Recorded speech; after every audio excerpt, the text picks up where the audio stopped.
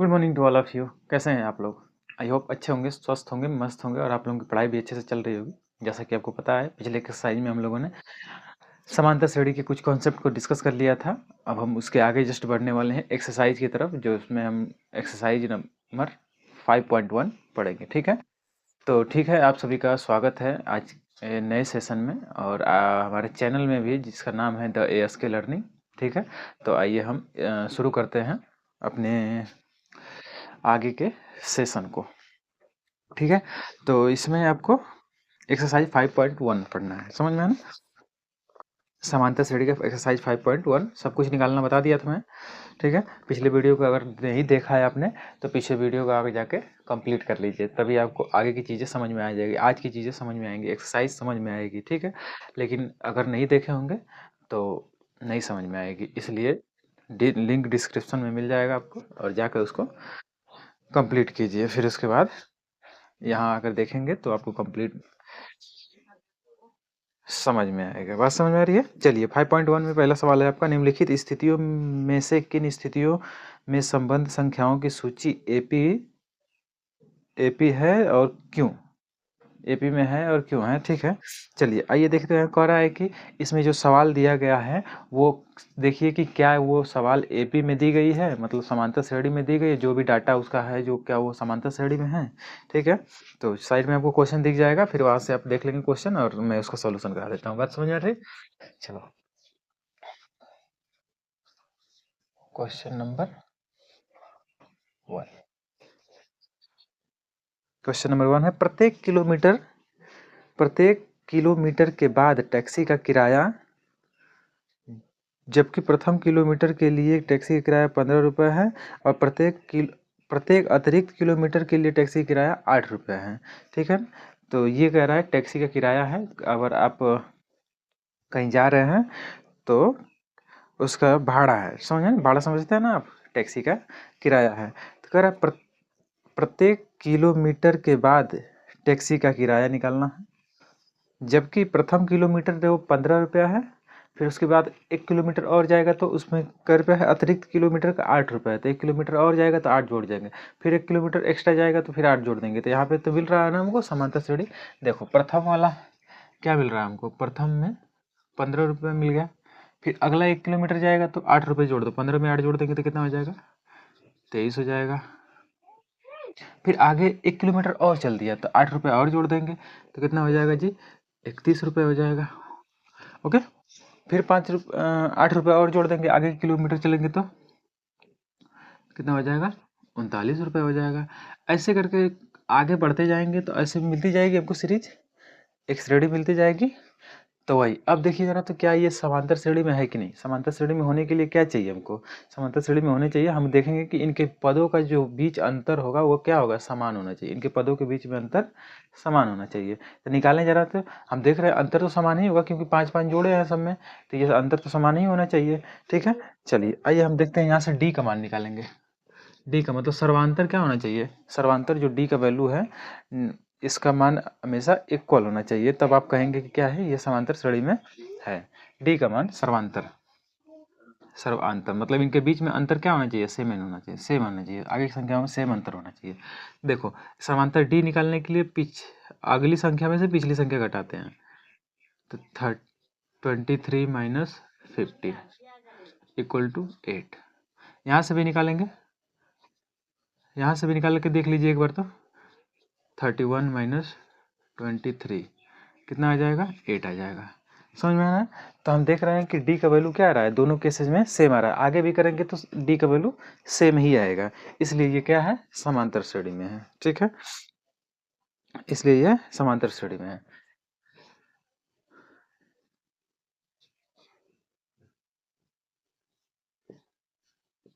यह श्रेणी, यह समांतर श्रेणी में है, लिख दीजिए यह समांतर, यह समांतर, समांतर श्रेणी, श्रेणी में है, क्योंकि क्योंकि सार्वंतर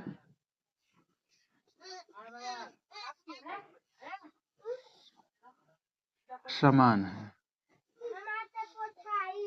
समझ में आ रहा है? सर्वांतर समान है मतलब डी का वैल्यू सेम है। चलो ये हुई पहली सवाल। अब पहली की पहली नंबर है, पहली की पहली नंबर। अब इसी का देख लेते हैं दूसरा नंबर। पहली का ही दूसरा नंबर देखते हैं। चलो दूसरा नंबर देख लेते हैं। बात समझ आ रही है? क्या बोल रहा है हमसे?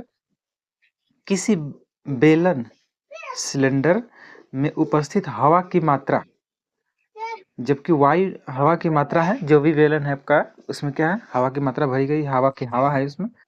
जबकि वायु निकालने वाला पंप प्रत्येक बार बेलन की शेष हवा का 1/4 भाग बाहर निकालता है। देखो जरा, तो यह सीरीज में हो रही है। मान लेते हैं, कुछ भी मान लीजिए आप, कि बेलन में कितनी हवा है, कुछ भी मान लीजिए। देखिए जरा तो क्या वो सीरीज में आ रहा है। मान लेते हैं हम, उसमें बेलन में कुछ हवा मान लेते हैं 100 है, 100 है, तो 1/4 निकालो इसका, 1/4 निकालो। हर बार क्या कर रहा है, 1/4 निकाला जा रहा है, 1/4 निकाल रहे हैं, तो मतलब 1/4 निकालिए तो 100 का 1/4 निकालेंगे, कितना मिलेगा 1/4, तो कितना मिल जाएगा पर 25 मिल जाएगा, हर बार 25। तो 25 निकाल देंगे तो अगला बार कितना बचेगा जी, 25 निकाल दो इसमें से, कितना मिल जाएगा 75 मिल जाएगा। अब 75 का क्या करो, फिर 1/4 निकालो, 1/4 निकालेंगे तो ओवरऑल हमको वैल्यू मिल जाएगी कितना, 35/2, मतलब मिल जाएगा आपको 17.5 मिल जाएगा। अब इसमें से घटा लो, 17.5 घटा लो, 75 में से 17.5 घटाओ, देखो जरा तो क्या सेम वैल्यू मिल रही है, 0.5 हो जाएगा। ठीक है, यहाँ से 4 मिलेगा, 14 हो जाएगा तो 7 मिल जाएगा। ठीक है, कितना आ जाएगा आपका, 17 निकालेंगे ना, तो यहाँ से क्या मिलेगा, ये हो जाएगा आपका 6 में से 1 निकालेंगे तो 5, 7.5। फिर आगे निकालेंगे, फिर इसका निकालिए आप 1/4। तो ऐसे करके सीरीज देख रहे हैं, मिल रहा है, ऐसे करके डाट डाट करके सीरीज मिलेगी हमको, सीक्वेंस मिलेगा हमको। तो क्या ये समांतर श्रेणी में है? समांतर श्रेणी में देख लो जरा, डी का वैल्यू निकाल के देखो, निकालो 75 - 100, तो डी का वैल्यू क्या मिल रहा है हमको, यहाँ से मिलेगा आपका 25। फिर डी का वैल्यू इधर निकाल के देखो, डी बराबर 57.5 माइनस 75, तो क्या दोनों सेम आ रहा है, देखो जरा तो। इसमें से निकालते हैं 0.5, फिर उसके बाद 7, ये बच गया क्या, देखिए जरा इधर निकाल लेते हैं, 55 में से 57.5 निकालना है, इधर आसानी से समझ में आ जाएगा। 5 निकाल लेते हैं, फिर यहाँ से 4 बच जाएगा, तो 4 बचेगा तो 14 हो जाएगा, 7 हो जाएगा, और यहाँ से निकालेंगे तो कितना बच जाएगा, 17 बच जाएगा। तो यहाँ से वैल्यू कितनी आ गई, 17। क्या ये दोनों सेम है, डी का जो मान आ रहा है सेम है? अगर सेम रहता है तो हम कह देते कि ये क्या है, समांतर श्रेणी में है। अगर सेम नहीं आ रहा है तो हम उसे क्या कहेंगे, समांतर श्रेणी में नहीं है। बस ध्यान यही रखना है कि सेम आना चाहिए, डी का जो मान आएगा आपका बराबर होना चाहिए, नहीं आएगा तो बराबर, तो कहेंगे कि ये समांतर श्रेणी में नहीं है। अतः हम इसे क्या कह दें कि ये समांतर श्रेणी में नहीं है, यह समांतर श्रेणी में नहीं है, नहीं है। क्यों? क्योंकि क्योंकि सार्वंतर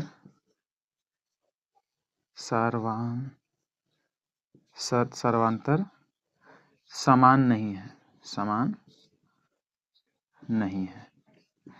समझ में आ रहा है? क्योंकि इसका डी का जो मान आ रहा है, सर्वांतर आ रहा है, वो समान नहीं है, इसलिए हम इसे क्या कहेंगे, समांतर श्रेणी में नहीं है। बस समझ आ रही है? बस आपको ध्यान ये रखना है कि क्या, कि डी का जो मान है वो बराबर आना चाहिए हर जगह पे। समझ में आया ना? डी का मान बराबर आना चाहिए। चलो आओ देखते हैं अगला। कह रहा है तीसरा नंबर, प्रत्येक मीटर की खुदाई के बाद एक कुआं खोदने में आई लागत, मतलब आपको चेक करना है कुआं खोदने में कितना पैसा लगेगा, मतलब लगेगा, और वो भी पैसा लगेगा तो वो क्या, वो जो पैसा आ रहा है वो क्या वो समांतर श्रेणी में है? चेक करना है। प्रत्येक मीटर की खुदाई के बाद एक कुआं खोदने में आई लागत, जबकि प्रथम मीटर की खुदाई का लागत कितना है? एक पहला मीटर जब शुरू हुआ था, पहला मीटर का खुदाई का लागत आपका हो जाएगा 150 रुपये है प्रथम मीटर का। और उसके बाद प्रत्येक मीटर पर 50 रुपये लगता है। मतलब कुछ कुछ खुदा गया है, उसका लगा है पहली बार में कितना? 50 रुपये, 150 रुपये। फिर उसके बाद अगली बार 1 मीटर और खुदाएगा तो उसका रुपये कितना हो जाएगा? 50 रुपये बढ़ जाएगा। जो इसमें क्या होगा? 50 रुपये बढ़ जाएगा। फिर से क्या होगा? 50 रुपये बढ़ती जाती है, हमेशा बढ़ती जाती है 50 रुपये 50 रुपये। तो जोड़ते जाइए, 50 रुपये बढ़ती जा रही है तो 200 हो जाएगा। 50 रुपये जोड़ देंगे तो फिर 50 रुपये जोड़ेंगे 250 रुपये हो जाएगा। फिर जोड़ देंगे कितना हो जाएगा? 300 रुपये हो जाएगा। तो ऐसे करके हमको एक सीरीज मिल जाएगी, सीरीज मिलेगी। तो यहाँ से हम देख रहे हैं डी का वैल्यू तो 5 ही आ रहा है ना, फिर 50 ही आ रहा है, तो निकालेंगे भी तो आ जाएगा वही 150। तो यहाँ से हमको डी का वैल्यू 50 मिल जाएगा।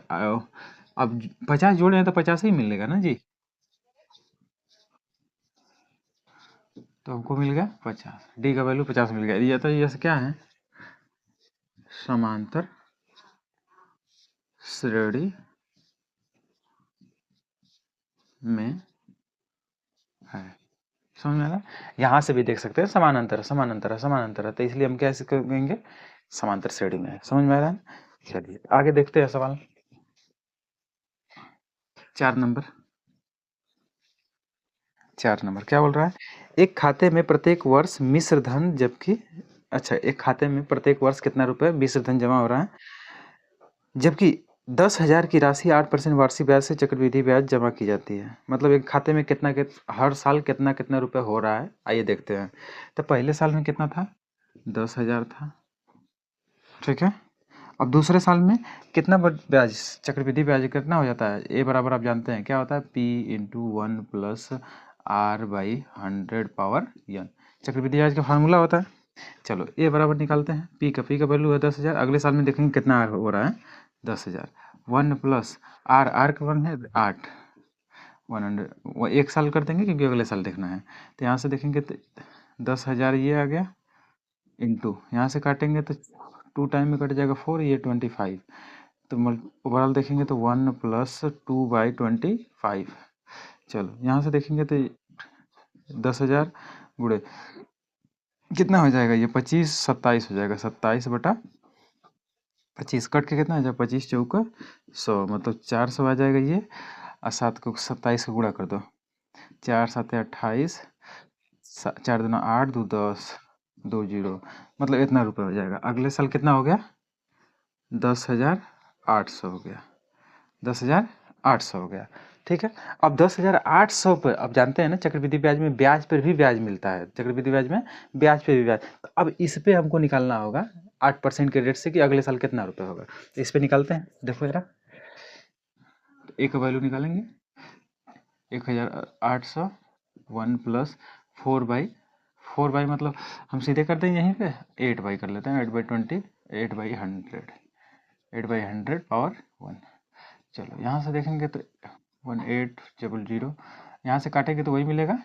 2 टाइम में ये 25 हो जाएगा तो 70 मिल जाएगा, 27/25। तो फिर से काट सकते हैं। चलो इंटू 70 25, 5 से सिंप्लीफाई करेंगे 5 टाइम में कटेगा, 5 से काटेंगे तो 5 2 जा 10 बच जाएगा 8, 5 1 जा 5, 3 बचेगा तो 5 5 6 जा 30, इतना बार आ जाएगा। समझ में? फिर से 5 से काट देते हैं, 5 4 जा 20, 5 3 जा 15, ओ 1 बचेगा, 5 2 जा 10, इतना हो जाएगा। अब 27 में गुणा कर दीजिए, 4 2 4 3 2, 27 को गुणा कर दीजिए, 7 दूना 14, 7 लिखे 21, एक 22 हो जाएगा, 2 कैरी हो जाएगा, 7 चौका 28, 2 30 हो जाएगा, 4 हो जाएगा, 6 हो जाएगा, 8 हो जाएगा। करिए तो 4 6 6 8 3 11, 11,000। अगला क्या आ जाएगा? 11,664। फिर आगे भी कुछ संख्या आएगी ऐसे ही करके। फिर अब इसका हम निकालेंगे एक साल के लिए इसी रेट से। चक्रवृद्धि ब्याज मिश्र धन निकालेंगे, आराम से निकल जाएगा। तो निकालेंगे तो देखेंगे तो कुछ ना कुछ वैल्यू मिलेगी। तो हम निकालते हैं डी का वैल्यू, जो निकालें डी का वैल्यू निकालो। हम जानते हैं कि पिछली संख्या में से अगली संख्या में से पिछली वाली संख्या घटाते हैं, घटा लेते हैं। 10,000 घटाएंगे तो हमको क्या मिल जाएगा, यहाँ से 800 मिल जाएगा, 800 मिल जाए। अब फिर से डी का वैल्यू निकालते हैं, यहाँ से यहाँ 10,000 11,664 में 10,800 घटा लेते हैं। तो घटा हो जा रहा तो कितना मिलेगा, 4 में से 0 निकाल देंगे, 4 मिल जाएगा। 6 में से 0 निकाल देंगे, 6 मिल जाएगा। ठीक है, यहाँ से 6 मतलब 16 में से 8 निकालेंगे तो 8 मिल जाएगा। तो यहाँ से 10 में से 10 निकालेंगे तो 10 मिल। तो क्या ये डी का जो मान आ रहा है क्या सेम है, डी का मान सेम नहीं है, नॉट सेम, सेम नहीं, इसलिए क्या हो जाएगा, समांतर श्रेणी में नहीं है, समांतर श्रेणी में नहीं है, समांतर श्रेणी में नहीं है। क्यों, क्योंकि डी का वैल्यू नॉट इक्वल आ रहा है। अतः हम यहाँ डी वन कर लें, यहाँ डी टू कर लेते हैं। D one not equal to D two, समझ में आया ना। ये समांतर श्रेणी में था क्योंकि डी वन बराबर, यहाँ से डी वन कर लेते हैं, यहाँ डी टू कर लेते हैं, डी वन बराबर डी टू है। सबसे ऐसे ही दिखा सकते हैं आप जनरली, समझ में आया ना। कोई प्रॉब्लम यहाँ तक नहीं होनी चाहिए, क्लियर है। अब अगले सवाल पे आते हैं, 2 नंबर पे। नोट कीजिए, इसका स्क्रीनशॉट लीजिए तब तक।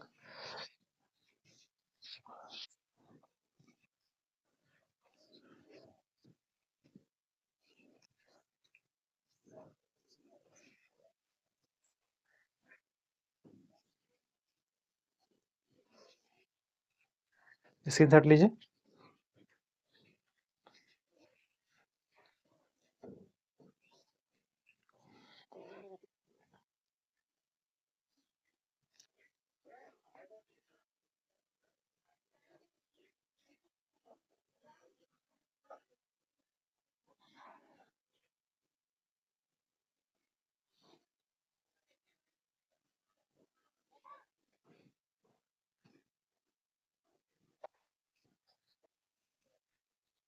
चलो आ जाओ, आगे बढ़ते हैं।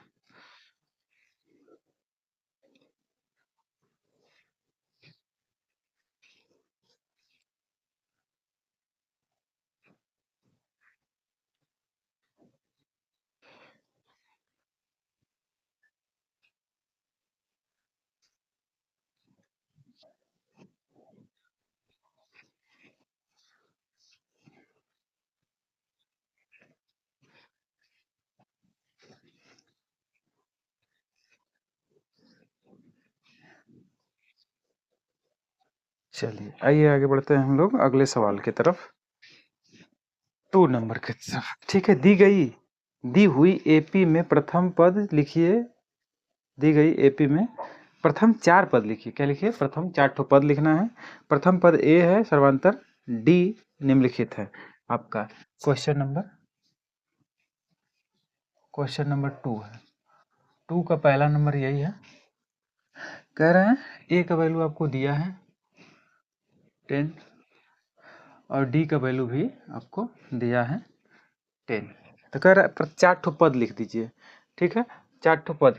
तो हम देखें, तो हम क्या करेंगे, या तो जोड़ सकते हैं या तो घटा सकते हैं, किसी भी तरीके से काम कर सकते हैं। तो जोड़ना इजी रहेगा, इसलिए हम 4 पद जोड़ के ही निकालते हैं, समझ में है। चलो घटा के भी निकाल सकते हैं हम। तो यहाँ से प्रथम पद क्या मिल जाएगा, 11।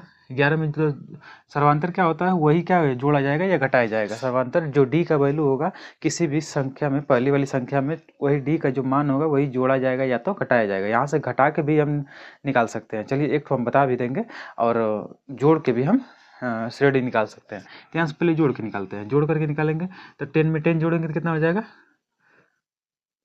क्योंकि आप जानते हैं ना, अब टी एन बराबर पदों क्या निकालते हैं, a plus n minus 1 into d, यहाँ पद निकालते हैं। तो प्रथम पद निकालेंगे तो ए का वैल्यू जो आपको दिया है 10 प्लस प्रथम पद के लिए यहाँ पे क्या मिल जाएगा आपका, प्रथम पद एक हो, एन का मान 1 हो जाएगा, तो एक में से 1 निकालेंगे तो 0 मिल जाएगा। तो ओवरऑल डी का मल्टीप्लाई करेंगे तो 0 0, तो क्या मिल जाएगा आपको 10 मिल जाएगा। अब दूसरा पद निकालना है टी टू निकालना है टी टू, तो कैसे निकालेंगे, 10 प्लस दूसरा पद के लिए यहाँ पे एन का मान 2, एन का मान 2, 2 माइनस 1 इंटू डी का मान कितना दिया है आपको 10।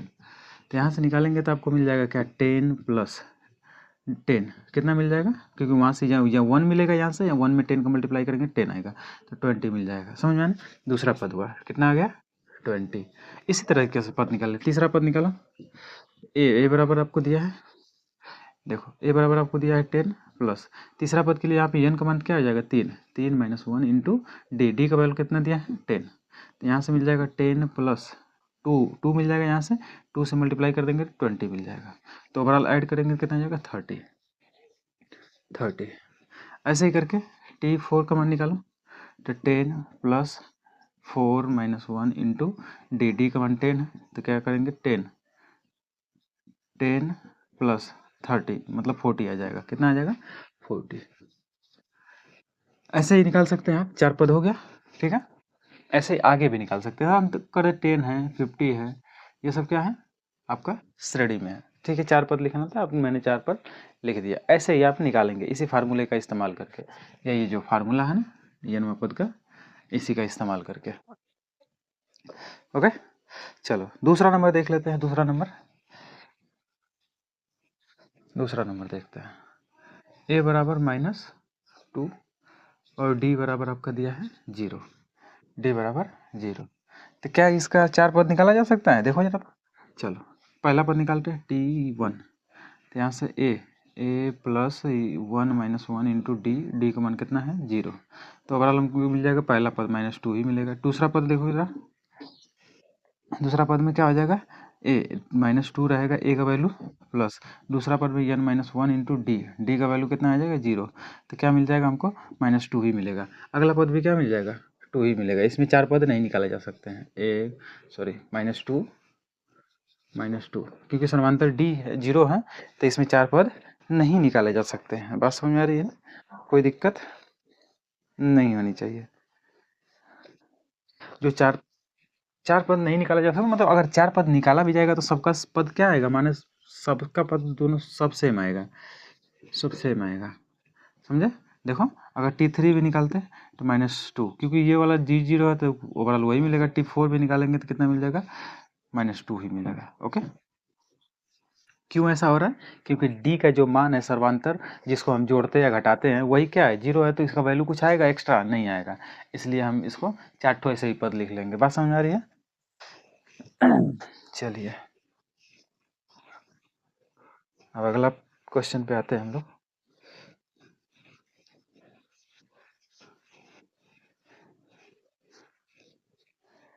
हाँ ठीक है, 3 नंबर देखेंगे। बहुत सारी ऐसे सवाल हैं, आप घर पे कुछ भी बनाएंगे। a = 4, डी का वैल्यू कितना दिया आपको? डी का दिया है -3। चलो यहाँ से प्रथम पद निकालिए, सीरीज निकालेंगे, श्रेणी निकालेंगे। श्रेणी किस तरीके से आएगी देखो जरा। प्रथम पद के लिए प्रथम पद तो यही हो जाएगा 4 हो जाएगा। दूसरा पद निकालेंगे T2 बराबर 4 प्लस 2 माइनस 1 इंटू डी का वैल्यू कितना है -3 है। निकालो तो 4 प्लस वहाँ से 1 मिलेगा तो 1 तो -3 में मल्टीप्लाई हो जाएगा तो माइनस आ जाएगा -3। तो ओवरऑल क्या मिल जाएगा 1। अगला पद क्या आ जाएगा 1। अब T3 निकालते हैं, कितना होगा 4 प्लस 3 माइनस 1 इंटू -3 मिल जाएगा 4 माइनस, क्योंकि यहाँ से 2 मिलेगा, 2 से मल्टीप्लाई करेंगे तो -6, तो इक्वल टू -2 क्या मिल जाएगा -2। अब देखो क्या हो रहा है, इसमें 3 घटाते जा रहे हैं, 3 घटाते जा रहे हैं। घटाओ जरा, 3 इसमें से घटाओगे तो कितना आ जाएगा -5। फिर अगला घटाओगे कितना हो जाएगा -8। फिर अगला घटाओगे तो -11। ऐसे करके बहुत सारे पद मिल जाएंगे। हमको तो 4 ही पद निकालना है। ओके, तो ये दूसरा हुआ, तीसरा हुआ। ठीक है, चौथा देख लेते हैं।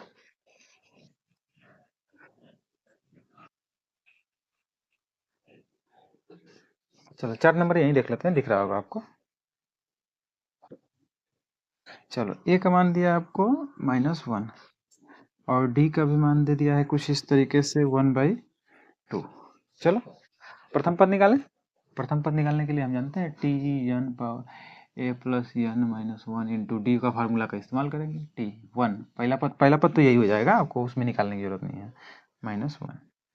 दूसरा पद निकाल रहे हैं T two, minus one plus N का मान टू लिखेंगे, टू माइनस वन, फिर डी का मान कितना दिया है आपको, 1/2 दिया है, तो इसलिए माइनस वन प्लस यहाँ से 1 मिलेगा तो 1/2 को मल्टीप्लाई करेंगे तो 1/2 ही मिलेगा, तो हमको मिल जाएगा कहाँ से, यहाँ से एलसीएम लेंगे 2, तो -2 + 1 = -1/2, क्योंकि -2 में से 1 घटाएंगे कितना मिल जाएगा, 1/2। तो अगला पद क्या मिल जाएगा, -1/2। फिर अगला T3 क्या मिल जाएगा, निकालो, -1 प्लस एन का मान क्या हो जाएगा, 3 - 1 इंटू डी का मान 1/2, यहाँ से -1 प्लस यहाँ से 2 मिलेगा, 2 × 1/2 कट जाएगा, क्या मिल जाएगा, -1 + 1 = 0। यहाँ से अगला पद क्या मिलेगा, 0।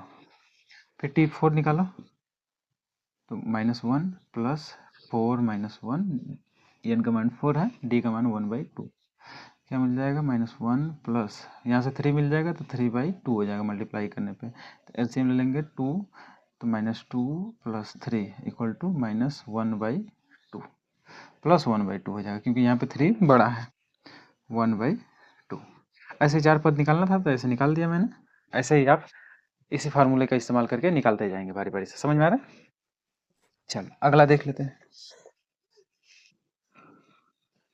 4 नंबर हो गया, अब 5 नंबर देख लेते हैं। ओके, चलो 5 नंबर तो आप कर ही लेंगे, यदि नहीं आएगा तो अगले दिन बता देंगे। ये दशमलव में है तो घबराएंगे नहीं, वैसे ही करेंगे, घटाएंगे जोड़ेंगे और क्या आएगा, दशमलव में ही आएगा, ठीक है। तो हम इसको लिख दे देते हैं, क्या किया जा रहा है, घटाया जा रहा है। 5वां पद का सीरीज किस तरीके से आ जाए, 5वां वाला का इसमें इधर ही बता दो, दिख रहा होगा ये आपको, ठीक है। 5वां कर दिया, प्रथम पद क्या हो जाएगा, -1.25 हो जाएगा। दूसरा वाला उसमें से घटा दो 0.5, क्या मिल जाएगा, -1 मिल जाएगा। फिर अब इसमें से घटाओ तो -1.00 में से घटाना है कितना,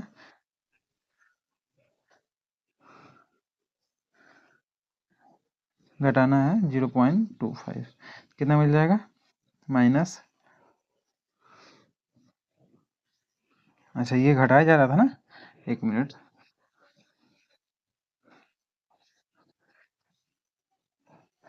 पर प्रथम पद निकालेंगे, दूसरा पद निकालते हैं, -1.25 प्लस क्या मिल जाएगा, 1 माइनस,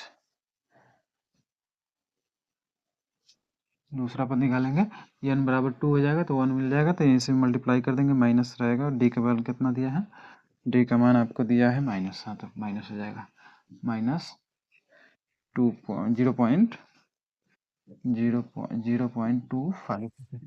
ऐड करेंगे तो -1.50 इतना हो जाएगा, ठीक है। वहाँ से निकाल के देखेंगे तो कितना आ जाएगा, -1.5050 ठीक है।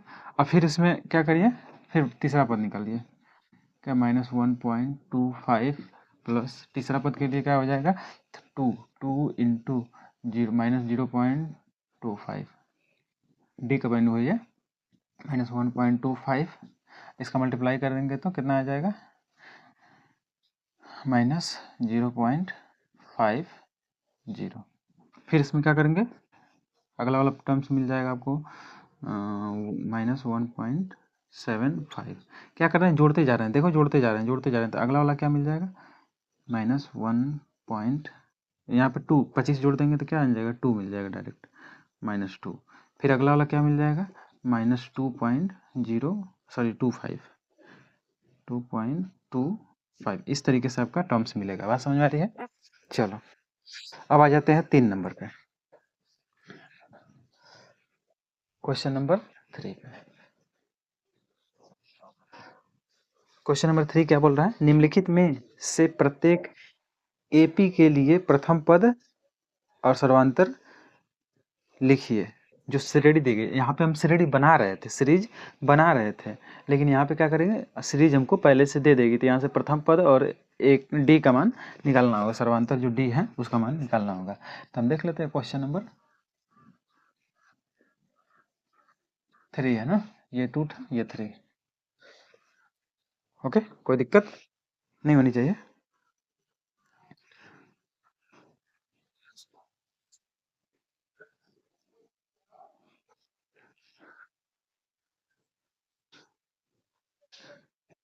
ठीक है, तो बाबू यहीं पे हम इसको रोकते हैं क्योंकि क्लास लंबी हो जाएगी। तो फिर ठीक है, अगले क्लास में हम डिस्कस करेंगे इसके आगे की सवाल है तो ठीक है, 3 नंबर 4 नंबर 5 नंबर आगे हम डिस्कस करेंगे। ठीक है, तो जितना आपको पढ़ाया हो उसको रिवीजन कर लीजिएगा, ज़्यादा से ज़्यादा प्रैक्टिस कीजिएगा क्वेश्चन लगाने की। ठीक है, चीज़ों को समझने की कोशिश करेंगे। अगर वीडियो नहीं समझ में आती है तो फिर से दोबारा देखिए, और वीडियो को ज़्यादा से ज़्यादा लोगों तक शेयर भी कीजिए, लाइक सब्सक्राइब और कमेंट भी कीजिए। ठीक है, चलिए, हंसते रहिए, मुस्कुराते रहिए, और बाय बाय, नमस्कार।